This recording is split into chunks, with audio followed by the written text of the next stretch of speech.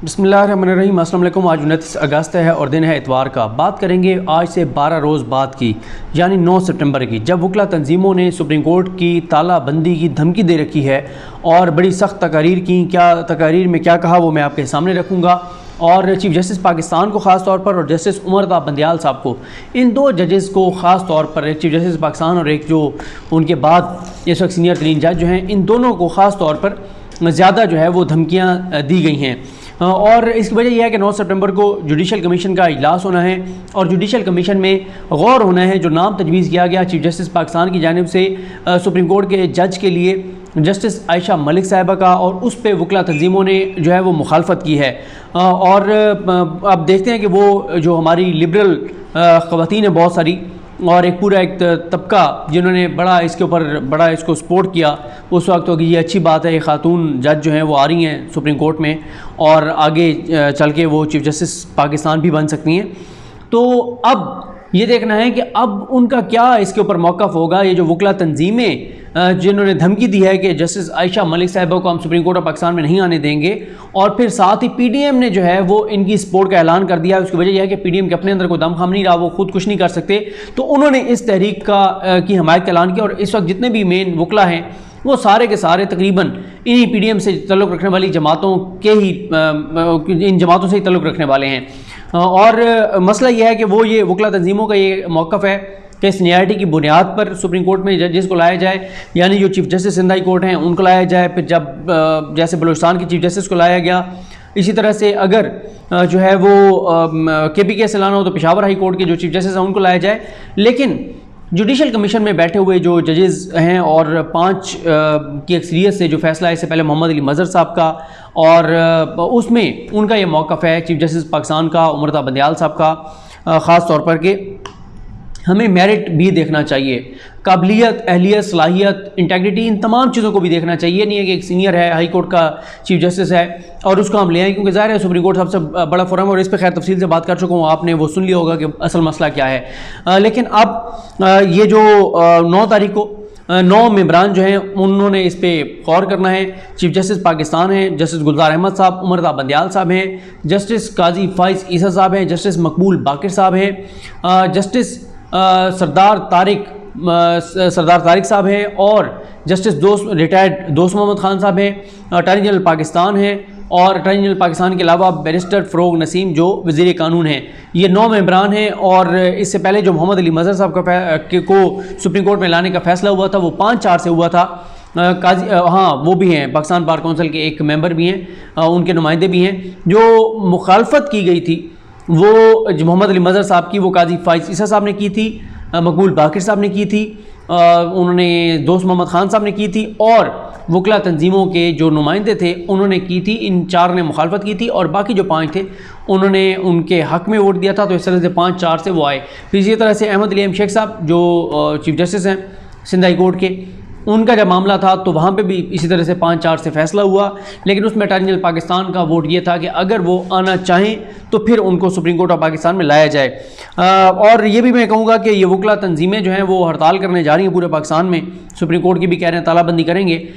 इसलिए तसादुम के खदशात हैं कि ज़ाहिर है अगर वो वहाँ पर ताकत से किसी को रोकते हैं कि आप सुप्रीम कोर्ट में नहीं जा सकते, या सुप्रीम कोर्ट में जाने वाले वकला को रोकने की कोशिश की, साइलिन को रोकने की कोशिश की, तो ज़ाहिर है वहाँ पर बदमज़गी हो सकती है।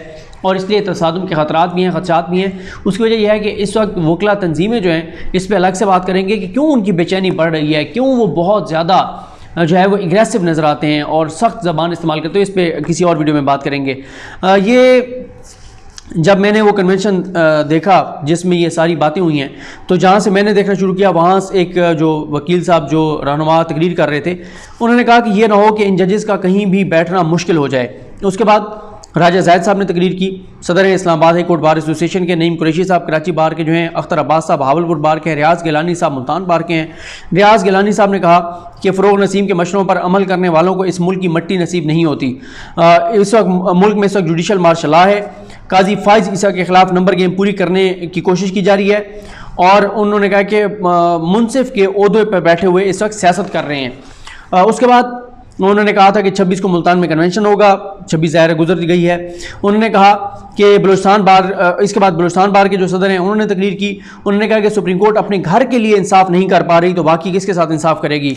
लाड़काना के जो आशिक धामरा साहब हैं उन्होंने कहा कि जजेस को हम कह रहे हैं कि इंसाफ करो अपने जजेस के साथ, और एक जज को चीफ जस्टिस पाकिस्तान से इंसाफ नहीं मिल रहा तो ऐसी सुप्रीम कोर्ट को ताले लगा देने चाहिए। इशरत साहब हैदराबाद बार के हैं, उन्होंने भी कहा कि 9 तारीख को सुप्रीम कोर्ट बंद होनी चाहिए। लुत्फुल्ला साहब जो है मलीर बार से हैं, अली गुल अब्बास या अब्बासी थे सखर बार के जनरल सेक्रेटरी हैं, उन्होंने भी कहा कि चीफ जस्टिस पाकिस्तान जस्टिस गुलजार अहमद साहब को इस्तीफ़ा दे देना चाहिए। उसके बाद जो मसूद साहब हैं लाहौर हाई कोर्ट बार के सदर हैं, उन्होंने तकरीर की। उसके बाद आगे लतीफ़ खोसा साहब।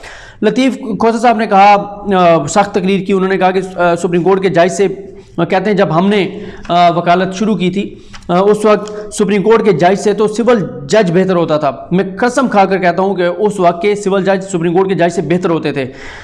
वो कहते हैं कि वकला के 450 चैम्बर गिरा दिए गए, वो जो आपको पता है फेट में। तो वो कहते हैं कि वकला पे दहशतगर्दी के मुकदमात बन गए। तो बताएं बार्स ने क्या किया, यानी वो ये कह रहे हैं। अच्छा आगे कहते हैं एक वकील पर भी आंच है तो सबको खड़ा हो जाना चाहिए, और इस तरह जो है वो ताकत से कौन रोकेगा। और फिर वो कहते हैं मुल्क में नाइंसाफ़ी हो रही है, हुसैनियत और यजीदियत की बात की, अपने आप को हुसैनी किरदार वाला और बाकियों को वो यजीदी किरदार वाला करार दे रहे हैं। और ऊपर जो मैंने आपको बात कही कि लतीफ़ खोसा साहब ये पैगाम दे रहे थे कि जो वो चैम्बर गिरे हैं उन चैम्बर को नहीं गिरने देना चाहिए था। और जिन वकला ने इस्लामाबाद हाई कोर्ट पर हमला किया, जिन्होंने chief justice Islamabad high court Athar Minallah साहब पर हमला किया, उन हमला आवरों के साथ वकला तंजीमों को खड़ा होना चाहिए। यही पाकिस्तान की जो है वो तबाही और बर्बादी के असबाब हैं कि एक सहाफ़ी गलत काम करता है तो सहाफ़ी तंजीमें उसके साथ खड़ी हो जाती हैं कि हमारा सहाफ़ी है, ठीक है जो है वो अब उसने गलत किया तो क्या हो गया, हमारा है तो साथी। वकील जाके किसी जज का सर फाड़ दें, किसी अदालत में हमला कर दें, जो मर्जी करें, वकला तंजीमें उनके उसके साथ खड़ी हो जाती हैं। इसी तरह से हर जगह के ऊपर है। पॉलिटिकल पार्टीज़ का देखें, सियासी जमात जो अपनी होती है उसका बंदा जो मर्जी करे उसके साथ खड़े हो जाते हैं। करप्शन हो, लूट मार हो, जो मर्जी वो करे साथ खड़े हो जाते हैं। उसके बाद उन्होंने कहा कि जस्टिस गुलजार साहब हैं वो कुछ केस नहीं लगाते, और चीफ जस्टिस पाकिस्तान जो हैं और इनके उन्होंने कहा कि इनके जो जजेस हैं सुप्रीम कोर्ट के वो मुतकब्बिर हैं। इलेक्शन हो लेने दें, फिर मैं देखूंगा कि कैसे मेरे किसी वकील की बेइज्जती की जाती है और कैसे इंसाफ नहीं होता। उन्होंने कहा वकला की इंसल्ट की जाती है सुप्रीम कोर्ट ऑफ पाकिस्तान में। जब मैं जो है वो बना सदर जो इलेक्शन वो लड़ रहे हैं तो वो कहते हैं फिर मैं देखूंगा कैसे इंसाफ नहीं होता और कैसे हमारे किसी वकील के साथ बदतमीजी होती है, उसकी बेइज्जती की जाती है। यासीन आज़ाद साहब ने कहा कि उन्होंने बताया कि इफ्तिखार मोहम्मद चौधरी भी एक बार लाना चाहते थे, वो इसी तरह से एक जूनियर जज को या इस तरह का मामला था, तो वो कहते हैं हम उनके पास गए, हमने खड़े हुए तो फिर उन्होंने वो मान गए। यानी जस्टिस इफ्तिखार मोहम्मद चौधरी जो थे, जो बड़े दबंग चीफ जस्टिस समझे जाते थे, उन्होंने सरेंडर कर दिया था। अब क्योंकि जस्टिस गुलजार अहमद साहब चीफ जस्टिस पाकिस्तान वो सरेंडर नहीं कर रहे, वो इनके सामने खड़े हो गए हैं, यानी आइन और कानून के ऊपर खड़े हो गए हैं कि आइन और कानून के मुताबिक मैं फैसले करूंगा और इन तुम्हारी ब्लैकमेलिंग नहीं मानूंगा। तो अब ये इसलिए चीफ जस्टिस पाकिस्तान के खिलाफ हैं। कल्बे हसन साहब जो हैं मेंबर हैं पाकिस्तान बार कौंसिल के, और उन्होंने कहा कि काजी फैसल साहब को भी हम वकला ने बचाया है। यानी आज तक एक तबका है जो कहता है कि काजी फैसल साहब मनी ट्रेल देकर और मतलब इस केस से बाहर आए, तो ये दावा कर रहे हैं नहीं, हमने काजी फैसल साहब को बचाया है। यानी वही आपको पता है ये खड़े हुए थे उस वक्त भी सारी वकला तंजीमें काजी फैसल साहब के साथ, तो ये कहते हैं कि हमने काजी फैसल साहब को बचाया है। अली अहमद कुर्द साहब कहते हैं कि अल्लाह ने सबको यहाँ पे इकट्ठा किया है, और अदालत में एक वकील जो होता है वो एक वाहिद वकील होता है। जब वो सड़क पर एक वकील आता है तो वो बहुत ख़तरनाक होता है, और वो वकील की सूरत में ख़तरनाक वकील के तौर पे सामने आता है। और ये आज ख़तरनाक लोगों का कन्वेंशन है, और उन्होंने कहा कि जिन लोगों के ख़िलाफ़ हम इकट्ठे हुए उनकी हैसियत क्या है। उन्होंने कहा कि जी मॉडल कोर्ट्स बना दी उन्होंने चीफ जस्टिस आसिफ सईद खान खोसा साहब ने, और उन्होंने कहा कि हाई कोर्ट में कौन से फरिश्ते बैठे हैं, इस तरह की वो बातें करते रहे। उन्होंने कहा कि हमें मजबूर ना करो कि हम अदालतें चलाने का सिस्टम अपने हाथ में ले लें, और फिर कोई माई लाड, फिर कोई इज्जत माब ना होगा। और उन्होंने कहा कि अगर आप कहते हैं कि हाई कोर्ट से हम जो जज लाएंगे सुप्रीम कोर्ट में वो अहलियत देकर लाएंगे, तो फिर अगर अहलियत देखी गई तो फिर बहुत से लोगों को अपने ओहदों से उतरना होगा। और उन्होंने चीफ जस्टिस पाकिस्तान को कहा कि आपकी क्या अहलियत और सलाहियत है, और उन्होंने कहा कि अहलियत और सलाहियत जांचने का पैमाना क्या है हमारे पास। उन्होंने कहा हम बहुत ख़तरनाक लोग हैं, एक सीटी बजेगी और सारे का सारा सिस्टम नीचे आ जाएगा। और उसके बाद उन्होंने कहा कि हाँ, अगर हम ना पहुंचते तो इफ्तिखार चौधरी कोयटा के किसी थड़े पर बैठकर और चाय पी रहा होता, यानी उनको फारिग कर दिया गया होता, और हमने 2 साल तक फाके बर्दाश्त किए और मामला साफ होगा या सत्यानाश होगा। अख्तर हुसैन शाह साहब ने कहा कि सब इदारों को इस्टेब्लिशमेंट मैनेज कर रही है। उन्होंने भी आयशा मलिक साहिबा की मुखालफत की। हामिद खान साहब ने तारीखी हवाले दिए कि जब किसी सीनियर जज के बजाय किसी जूनियर को लाया गया तो क्या हुआ। मुनीब अख्तर साहब पर भी हामिद खान साहब ने इतराज़ किया और चीफ जस्टिस पाकिस्तान के बारे में कहा कि ये इस्टेब्लिशमेंट का सबसे बड़ा मोहरा है, और गुलजार डॉक्ट्राइन यह है कि कोई केस ना लगाओ, और लाहौर हाई कोर्ट सबसे ज़्यादा प्रो इस्टेब्लिशमेंट है। और उमर ताब बंदयाल साहब को भी उन्होंने ललकारा और उनके खिलाफ भी उन्होंने बात की।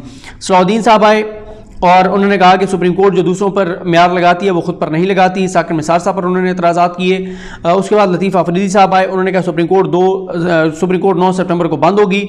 पहले 2007 में किसी ने बताया था कि तहरीक में शायद जब वो वकला जदोजहद में इनकी एक टांग जो है वो फ्रैक्चर हो गई थी, तो वो कहते हैं कि अब मुझे दोनों टांगें तोड़वानी पड़ी तो मैं तोड़वाऊँगा, और मैं वार्न कर रहा हूँ। फ़रोग नसीम साहब के हवाले से कहा कि इनकी डिग्री चेक की जाए, उनके हवाले से भी काफ़ी सख्त बातें की गई। और उसके बाद खुशदिल खान साहब जो हैं वो कहते हैं नंबर गेम पूरी की जा रही है काजी फाइज ईसा के लिए, और वो उन्होंने भी ये कहा जजेस को कि हमसे पंगा ना लें।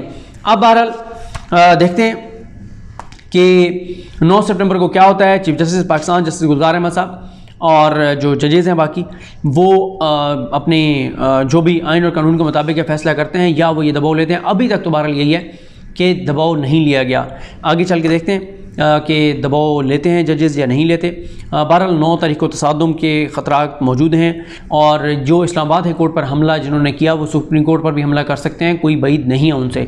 इसलिए उस दिन मुझे यकीन है सिक्योरिटी बहुत सख्त होगी, लेकिन ज़ाहिर है पुलिस और रेंजर्स वो मोहतात होंगे, वो शायद उस वक्त तक उस मुदाखलत ना करें मामलात में अगर वहाँ पर कोई ज़्यादा तलखी भी होती है, जब तक सुप्रीम कोर्ट की जानिब से उनको हुक्म जारी ना किया जाए। बहरहाल ये आने वाले दिन बताएंगे कि क्या होता है 9 सितंबर को। मुझे अपनी दुआ में याद रखें। लकीम हम सबका हामी नासरो। अल्लाह हाफ़िज़।